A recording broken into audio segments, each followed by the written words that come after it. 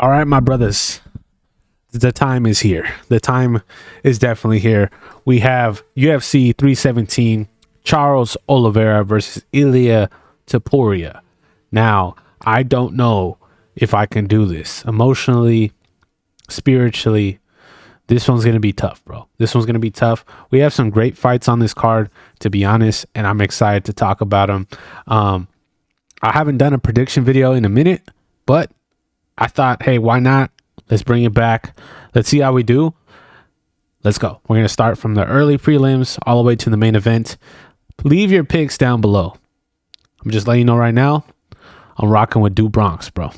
There's no doubt in my mind. Charlie Du Bronx, bro. So let's get into it. I've also been watching some UFC Fight Pass from these these fighters. So I'm a little bit educated on the fighters here. Tracy Cortez is gonna have a freaking fight, bro. This Vivien Araujo, not an easy fight at all. So she's the favorite, but we'll get into that. So first two fights, I'm not even gonna go too much into detail. I'm not gonna act like I know a lot about these fighters. Alvin Hines making his UFC debut. Jonathan Denise is going to be my pick for the first fight. Just more experience inside the cage. Alvin, he just started training like 3 years ago. He's a jiu-jitsu blue belt. His favorite fighter is John Jones. Says you met him one time, thought he was cool. But going with Denise on the first pick. It's a heavyweight fight. Heavyweight division looking rough, and it's kind of still looking rough. So we're gonna move on from that one. Next fight up, we have a freaking someone's feeding this guy to a lion, bro. Like straight up, look at these odds: plus 1100, minus 2100. Jacobe Smith undefeated. Nico Price is gonna need a miracle. I'm rocking with Jacobe Smith. A lot of knockouts, quick, elusive. Jacobe is gonna be my pick. Next up, Terrence McKinney versus Vyacheslav Borshev. Hopefully I pronounced that right. Terrence McKinney, known to end fights fast.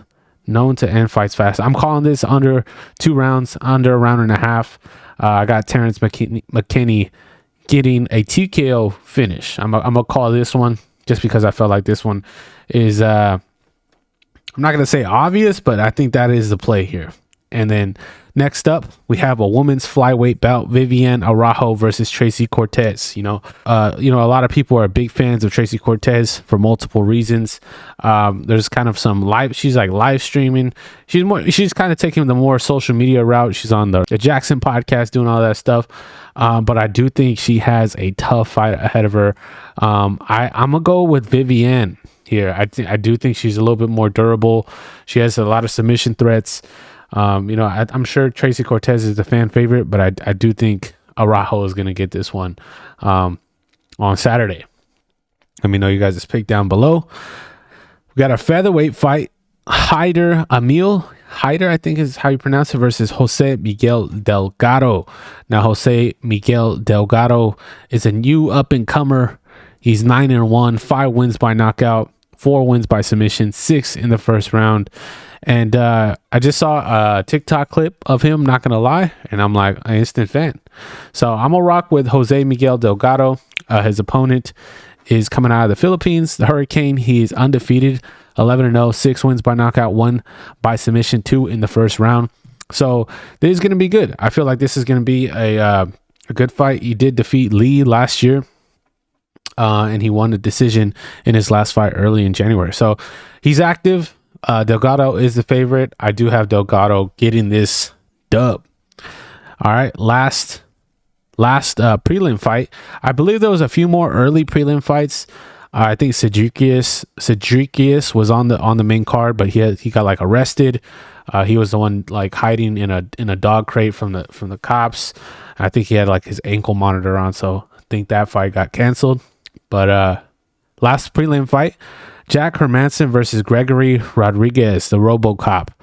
Now, Gregory lost his last fight against Jared Cannonier.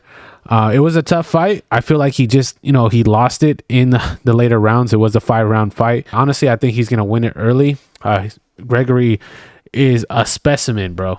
He's like super strong. He's pretty fast. I'm not going to lie, but he does have knockout power. And I do think that he is going to end up getting the dub. Now, Jack Hermanson, 24-8, 11 wins by knockout, 6 by submission. His last fight was against Pfeiffer, going to decision. So I'm sure he has durability, but I do think Gregory is going to get the dub. Now, on to the main event. Payton Talbott versus Felipe Lima. I'm a Payton Talbott fan. I like watching him fight. I feel like he's very creative and elusive. He did get exposed in his last fight against Raoni Barcelos with the wrestling. This fight was on short notice. I don't think these guys are really planning to fight each other, but honestly, I think this is going to be a banger, especially on the feet. Hopefully, Payton worked on his takedown defense and some jiu-jitsu. But besides that, I feel like if it's in the pocket, I think Payton's going to win those exchanges. So I know it's kind of crazy, but I'm rocking with Payton Talbot on this fight against Felipe Lima. I do think that the Raoni Barcelos loss did kind of wake something inside of Talbot, and I think it's going to be a great fight. Lightweight belt, got Beneil Dariush versus Renato Moicano. Now, Dariush is the favorite. These guys were scheduled to fight earlier this year in January. We know that Arman Sarukian pulled out. Renato moved up to fight Islam, and Renato got subbed right away in the first round via Darce. So I think a lot of people are not expecting Moicano to kind of like bounce back quick, but I think this is going to be a little tougher fight than we expect. I'm going to go with Moicano still. I do think decision is probably going to be the way to go. I think that a lot of people overlooked that Benoit Saint Denis fight with Renato Moicano. Renato pieced that dude up, bro, in France, in that dude's home country, which was crazy. So I'm going to go with Moicano. Dariush looks like, he could be like a custodian worker. He could be working at a library, Dariush doesn't look the most menacing, but he has had some great wins in his career. So I'm not saying that Renato should underestimate him, but I do think Renato is kind of just more in his time, if that makes sense. I don't even think Beneil's that old, to be honest. Like, he just has gray hair, so maybe it looks kind of crazy. Let's see how old he is. He's 36 years old. I think Renato's the same age. I think Renato might be older than this guy. They're the same age. So I do have Renato getting this dub. This one is going to be a banger, bro. Brandon Royval versus Joshua Van. This one's good because I'm nervous about it. This is how you know a fight's going to be good, because I can't even tell who's going to win this one. This one's literally a coin flip. Brandon Royval, number one prospect, has some notable wins against Moreno, Saruya, and he really wants that title shot against Alexandre Pantoja or Kai Kara France before we get to that match. But Joshua Van literally fought 3 weeks ago. And he's just nonstop, bro. He's just nonstop. He looks like he's in his era right now. He has a lot of momentum, a lot of hype going his way. And this one's going to be tough. I do think this one's going to be a scrap. And the reason I say that is because I have no clue who to pick here. I have no idea who I even want to win. I think Joshua Van will be a good matchup for Pantoja on the feet. But I think you guys already know who I'm picking next, huh? But I do think that it would be a more interesting match, seeing Pantoja try to deal with the striking. But Royval could do pretty much everything. He's elusive. He has some great ground game as well.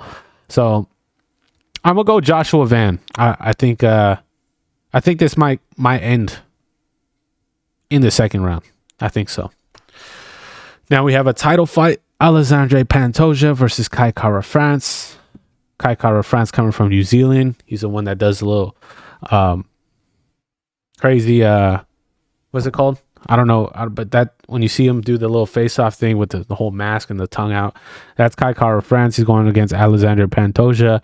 And I got Pantoja on this one, bro. I just think Pantoja is just going to be champion for a while, just because the flyweight division isn't really kind of like giving him much of a challenge. I mean, he's had some good fights back and forth, but Pantoja is all around just a good fighter, bro. He's a great fighter.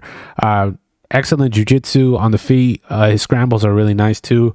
He just has a heart of a warrior. Now this one's going to be a scrap as well. That's why I really enjoy this card, because there's just so much going on. Now look at these 3 fights, bro. Like I can't even. This is tough. I'm really glad Joshua Van is having this opportunity. There's like this is like an opportunity of a lifetime to be able to get this and pretty much have a title shot ready to go right off his early career. I believe he's only like 23 years old. Yeah, he's only 23 years old, bro. And there's so much potential for Joshua Van. So I'm going Pantoja. Now, for the main event, Ilia Topuria versus Charles Oliveira. I'm interested to see how Topuria moves at lightweight. He's been fighting at featherweight for the majority of his career. He's fought at lightweight a few times, but this is going to be crazy. It's either going to end really soon or it's going to be a war going deep into the rounds, the championship rounds, and we're going to get to see them push to the limit. And I think Charles Oliveira is going to get it done, bro. You know, there's a lot of hope, a lot of faith, you know, going into this fight. Usually, like, if you go into like it's just different. This fight is different. I've been thinking about this fight for a long time, and it's scary, bro. Topuria has a lot of knockout power. Oliveira is known to get hit, especially in the early rounds. He usually gets hit. He falls down. But I do think if Charles gets a little bit, uses his distance, able to use his kicks, be able to utilize the jab, maybe inside the clinch, find Topuria's back. Topuria is known to have great grappling as well. All of his fights before his UFC career ended in submission.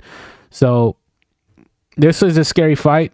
Not gonna lie, I just think Oliveira fans are going to unite and be able to, you know, cheer him on when he needs it most. I do think he's going to be put in those deep waters a few times. You know, I'm gonna be holding on, you know, like a roller coaster. But somehow, I think Oliveira is going to end up getting a dub here, maybe by decision or submission. But it's going to be a tough one, bro. I want to know you guys' picks. I'm nervous. I'm excited.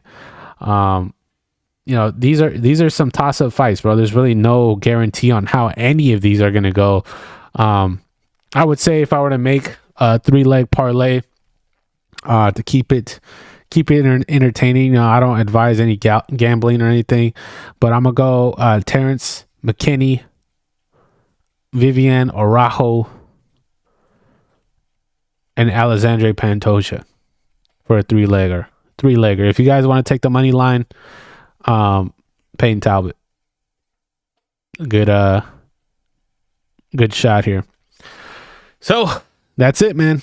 That's all I got. I know I got some good underdogs in here: Charles Oliveira, Talbot, Joshua Van, bro. I do think that he just has some good cardio and endurance as well.